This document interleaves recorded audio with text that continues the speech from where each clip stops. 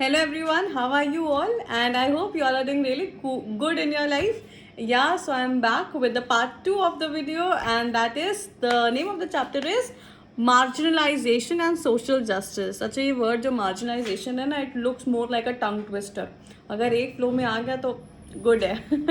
Okay, so till now we have talked about scheduled caste, we have talked about scheduled tribes, we have talked about the OBCs, that is the other backward classes. हमने इनके बारे में थोड़ा बहुत समझ लिया है and also हमने उन स्टेप्स के बारे में भी जाना है जो जो जिनके लिए मतलब उनके लिए जो कोशिश की गई है उनको अपलिफ्ट करने के लिए. So we have talked about all the steps that have been taken for their upliftment and for including them in the mainstream society. Clear? And yes, we have also talked about minorities. Minorities जैसा कोई word constitution में defined नहीं है, details में दिया नहीं है, but yes जो 2011 में जो सेंसस हुआ था, सेंसस मीन्स जनगणना जो हुई थी, उसके according 5 religious minorities were declared and those are Muslims, Sikhs, Parsis, Christian and Buddhist. So we are all set till here. So starting with our next portion and the part 2 of the video, and the first topic of this is other marginalized groups.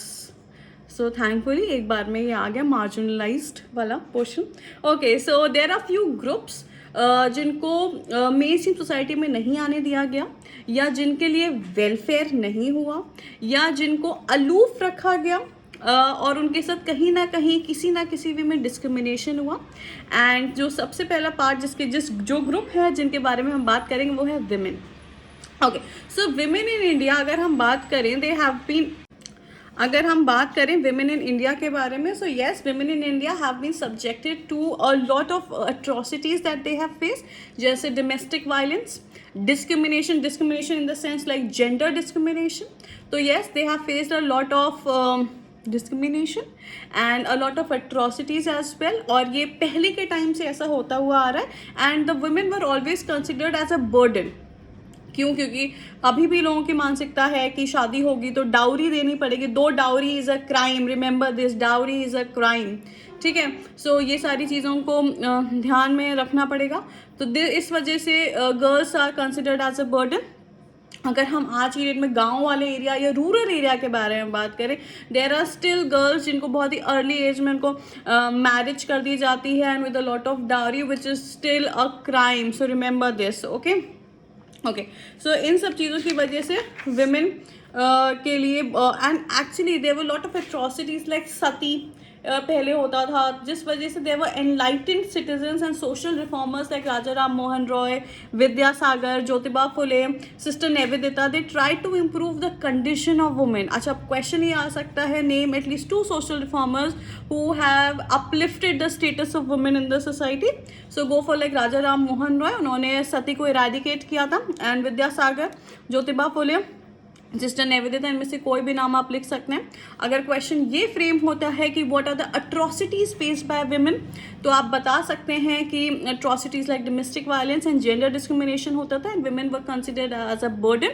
And moreover अगर आपसे question ये पूछा जाए ऐसा कौन सा time है ancient Indian history में से या पहले के टाइम से in which the women were considered equal to man, तो ऐसा भी एक टाइम था which is known as the Vedic time. It was the Vedic time जब उनको कंसिडर किया गया था और इक्वल स्टेटस दिया गया था and women were allowed to stand in the public life और to participate in the public life. Clear? तो ये 3 questions I hope you will remember. And now there are the few steps that are taken for the upliftment of women. First, let's talk about it. Custom of polygamy was made illegal amongst the Hindus by the Hindu Marriage Act of 1955. Laws were passed to grant daughters the same rights of inheritance as son. जैसे हम सब ने कई बार सुना होगा, लड़का है कुल चलाएगा, लड़का है तो जितनी प्रॉपर्टी है वो उसके नाम पर हो जाती. तो अब ऐसा कुछ नहीं है. जो राइट्स लड़के के पास है वो इक्वली विमेन के पास भी है. So yes, we are empowered. Okay, now the practice of taking dowry was prohibited, I told you. Schools were open for girls and attempts were made to give them the same opportunities as boys. Yes, पहले लड़कियों को school नहीं जाने दिया जाता था, but आज की डेट में भी से there are so many girls who are watching my videos and so many girls who are liking my videos. So yes, you, me and everybody has a full right and the same opportunities as boys have to study and to go to school, to take all your elementary education, whatever education you want, in whatever field you want. You have proper and equal rights there. Now coming to the 15.3. Now there are a few articles which are enlisted in the Indian Constitution. For example, Article 15.3, which talks about the state to make special provisions for women and children. States को ये directions दिए गए हैं कि आपको जो है आपके जो state में जो बच्चे हैं और जो women हैं उनके लिए special provisions बनाने हैं. There are like articles हैं, Article 39 है. अच्छा, जो हम Article 39 से 243D तक पढ़ेंगे. No, wait. Sorry. Now under the directive principles of state policy, DPSP करके part 3 of the Indian Constitution में है, if I am not wrong. No, it is in the part 4. Part 4 talks about the directive principles of state policies. ठीक है, तो part 4 बात करता है directive principles of state policy के बारे में, जिसमें कुछ directions दिए होते हैं कि how state has to work. तो उसमें जैसे Article 39A says states that both men and women have the right to educate means of livelihood. दोनों के पास अच्छे से कमाने, खाने पीने, रहने का पूरा राइट है. Article 39D states that both men and women shall get equal pay for equal work. ऐसा नहीं होगा अगर कहीं काम करने जाएं तो the boss will say कि the men are working more, so they will be paid more, and the women are working less, so they will be paid less. ऐसा कुछ नहीं है. If they both are doing equal work, they will be paid equally. Simple. Okay, then Article 42, that states shall make provision for just and human conditions of work for maternity relief. Yes, there are certain provisions that if girl is going to become a mother, then surely she can have a full right of maternity relief. And then it comes Article 243D3 and 243D4. Now coming to the next group, that is the children.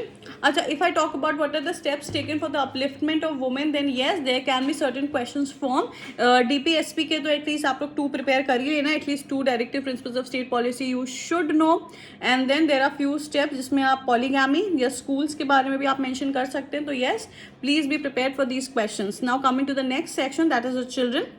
Yes, children form a very, very, very important section of a society, but there is a small percentage of children who are getting proper care, and the rest are either starving, and the others, there are many who are, who have a lot of diseases and lives in unhygienic conditions. So there are few certain provisions also taken for the upliftment of the children. For example, एक child labor prohibition and regulation act 2006, employment of children in any occupation below 14 is prohibited. Okay, so it is a crime. Okay, so अब ये मत कहना कि अगर आप लोग को मम्मी बोलती हैं कोई काम कर लो तो वो child labor है. Come on, ऐसा कुछ नहीं है. ठीक है, हम तो आप लोग लेबर करते हो, लेकिन वो वाला लेबर नहीं है. ठीक है, तो इससे पहले मम्मी पापा की डांट पड़े, उनकी बातें सुन लेना. Okay, now coming to health centers have been set up in rural areas to give free immunization to infants like polio drops or something like that. The rights of children have been recognized by the United Nations Convention on the Rights of the Children. So आपके ये पूछा जा सकता है कि ऐसी कौन सी दो international organizations हैं who have recognized the rights of the children. You can go for like UNICEF or UNESCO. Yes, and also our government has launched an integrated ICDS program, that is Integrated Child Development Scheme, to improve the condition of children in India. Clear till here? Okay, now coming to social inequality and economic status. So yes, people who belong to the deprived sections of the society have faced both the social and economical conditions. Yes, यहाँ पे India में अगर हम बात करें, there's a lot of discrimination on the basis of social and economic status. Wealth has remained in few hands to the especially the upper caste people. उनके हाथ में हमेशा से wealth रही है, तो जिस वजह से या उस वजह से या बहुत ही सारे reasons की वजह से जो हमारा what should I say other people जो मेन स्ट्रीम सोसाइटी में नहीं है उनके साथ डिस्क्रिमिनेशन हो जाता है. And for example the schedule caste schedule tribe were forced to follow hereditary occupation. ये हमने पहले भी पढ़ा था. एससीज and STs they were not allowed to take up any new occupation. They were asked कि जो बाबा ने किया है वही पापा करेंगे, पापा के बच्चे भी वही ऑक्यूपेशन करेंगे. That is known as hereditary occupation, जिस वजह से उनका इकोनॉमिक स्टेटस कभी ग्रो ही नहीं कर पाया, ना ही सोशल स्टेटस ग्रो कर पाया. Now coming to the next most important thing, reservation. See देखो, जब से हमारी कॉन्स्टिट्यूशन फ्रेम हुई उस टाइप पे there were many many and many people जिनको मेन स्ट्रीम सोसाइटी में कभी आ नहीं पाया और उनका वेलफेयर कभी हो नहीं पाया। तो इस वजह से एक रिजर्वेशन जैसा टर्म कॉइन किया गया है, रिजर्वेशन लागू किया गया। एक मंडल कमीशन थी, उनके हेड थे बीपी मंडल, तो उनका पूरा नाम है बिंदेश्वरी प्रसाद मंडल, तो उनके ही नाम पे मंडल कमीशन फ्रेम हुई। So yes, there was this man BP Mandal, Bindeshwari Prasad Mandal. तो इन्होंने क्या किया था, he found, so I'm really sorry, this commission was set up in 1979 under the chairmanship of BP Mandal to examine the issue of reservation and quota for the upliftment of the people। जितने भी जो group से बना दिए गए थे SC ST OBC, इन सबको जो है एक प्रॉपर रिजर्वेशन दिया गया था कुछ टाइम के लिए कि इनको जो है मेन स्ट्रीम सोसाइटी में आ जाए, इनका वेलफेयर हो जाए। जितना ये लोग पिछड़ गए थे उन सबको जो है मेन स्ट्रीम सोसाइटी में लाने के लिए, उनका वेलफेयर करने के लिए। इसीलिए हमने याद है, हमने पढ़ा था ओबीसीज जो है 27% रिजर्वेशन मिला था, तो वो बिंदेश्वरी प्रसाद मंडल कमीशन ने ही मंडल कमीशन ने under the guidance of BP Mandal, Bindeshwari Prasad Mandal के गाइडेंस में ही उन्होंने ये रिकमेंडेशन दिया था 27% reservation for OBCs. Okay, so here your chapter ends। important questions बन सकते हैं। Reservation, yes, it is an important question। international organization working for the children। our government has launched a scheme for ICDS for children, special integrated child development scheme, so you should know about it। what are the steps taken for the upliftment of women, you should know। and yes, we are all sorted।